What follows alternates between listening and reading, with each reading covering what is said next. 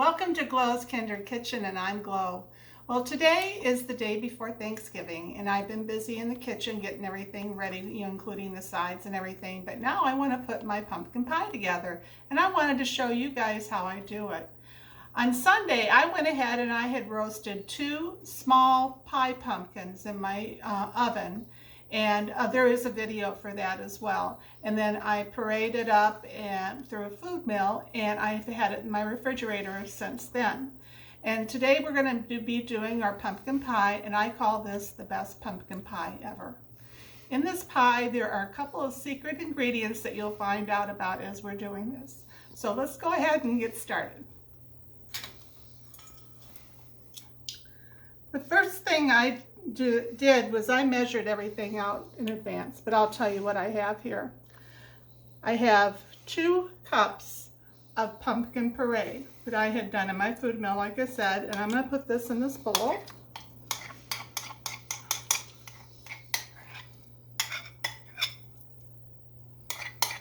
And you can use canned pumpkin too.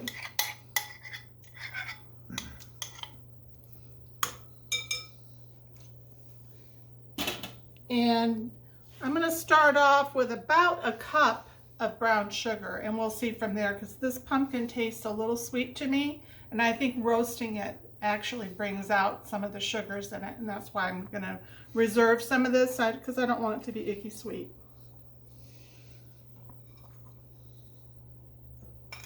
And when you're measuring out brown sugar, always compact it in your measuring cup.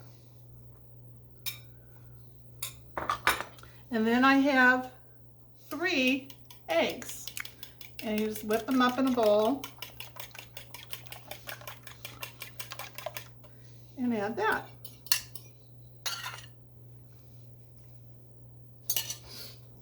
Now what I'm going to do is I'm going to, first of all, get rid of the stuff that's on this. That's from the pumpkin.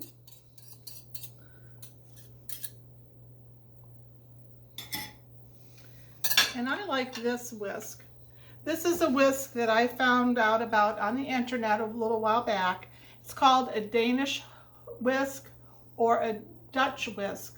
And I'll tell you, it's like a dough hook, and it works great for all kinds of stuff. I'm going to go ahead and mix this together.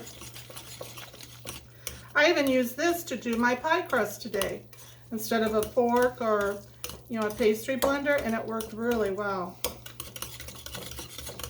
You wouldn't think that would be that, it would combine things so easily by looking at this, but this thing is just wonderful.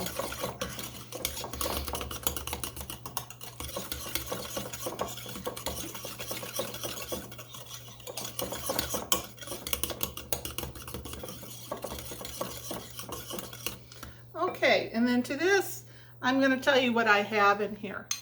There are 2 tablespoons of cornstarch, and I always put cornstarch in like a pumpkin pie or a custard pie, something like that. I find that it makes your pie a lot more velvety and smooth, and the texture seems to be really good. And then I also have a ½ teaspoon of salt, 1 heaping tablespoon of, or not tablespoon, but teaspoon of cinnamon.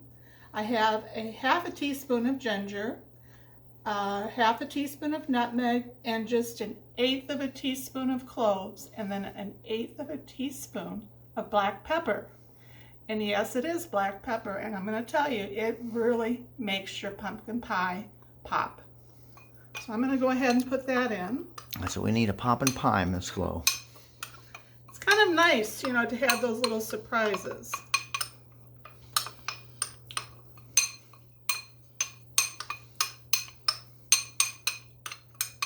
It just helps for some savory tones and not have it quite so icky sweet.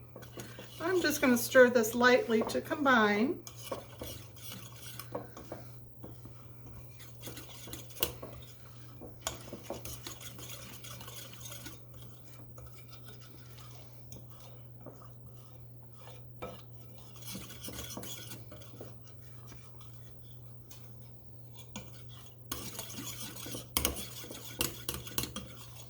But see how that just blends so nicely with that?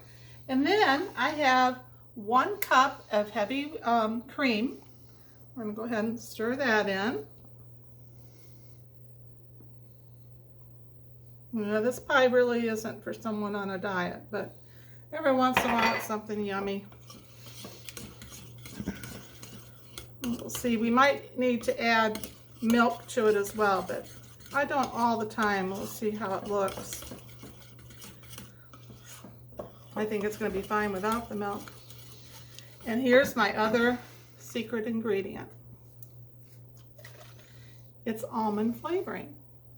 And who would have thought that this would go well with pumpkin, but it does.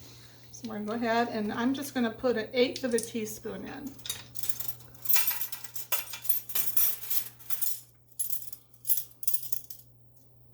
And I'm going to measure it over here because I don't want to have an accident and have a bunch of it going in. There we go. As you can tell, it doesn't require much, but you will definitely taste a hint of almond in it. So just go ahead and stir this up. And prior to us starting this today, I went ahead and I made my pie crust.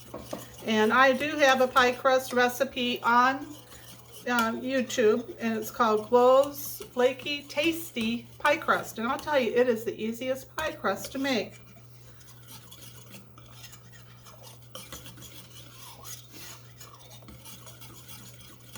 There.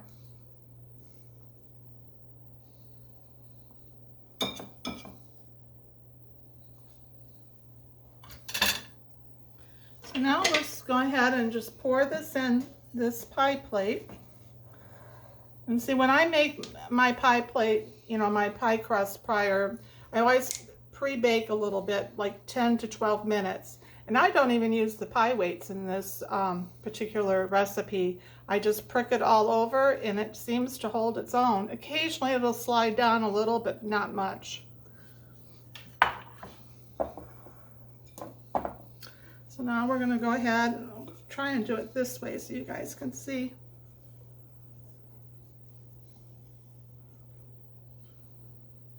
You only want to fill it up about 3/4 because it will, yeah, that's plenty.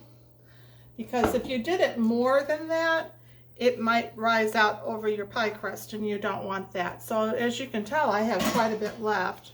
I could actually do another pie, and I actually have the other pie crust I could roll out. And I'm not sure what I'm going to do with it yet, or I might freeze it. So anyway, this is going to go into a 375-degree oven for anywhere from 50 to 65 minutes.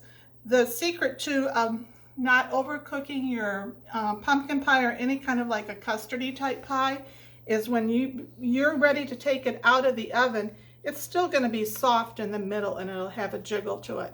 If you wait until it's all, you know, totally solid before you remove it, your pie won't be as creamy. So anyway, we'll see you back in anywhere from 50 to 65 minutes. Hi, well, welcome back. Our pie is all done, and it actually cooked quicker than I thought it would. It was done in 45 minutes. And I'm kind of thinking my oven might be cooking a little hot tonight, and I'm gonna have to check the temperature on it to make sure, because I am actually gonna be cooking my turkey all night in my oven, and I just wanna make sure my temperature is right. But for the, as you can see, this set up, and it's not jiggling anymore because it's been sitting out here about 15 minutes. But does it ever look good? And it smells wonderful. And then for the leftover batter that I had for the pumpkin pie, we decided to put it in custard cups. So I'm gonna just take a sample of this one, and we'll just see how it is. And you guys can see how it's set up so nicely. And I'm going to show you here too. And what I did is I baked these. I buttered the custard cups, and then I put water in the bottom of a glass dish. I'll show you the dish I used. And I just covered the bottom up about 1/2 of an inch with water, and then set those in there and bake those right alongside of the pie. So I'm going to taste this and see how it is.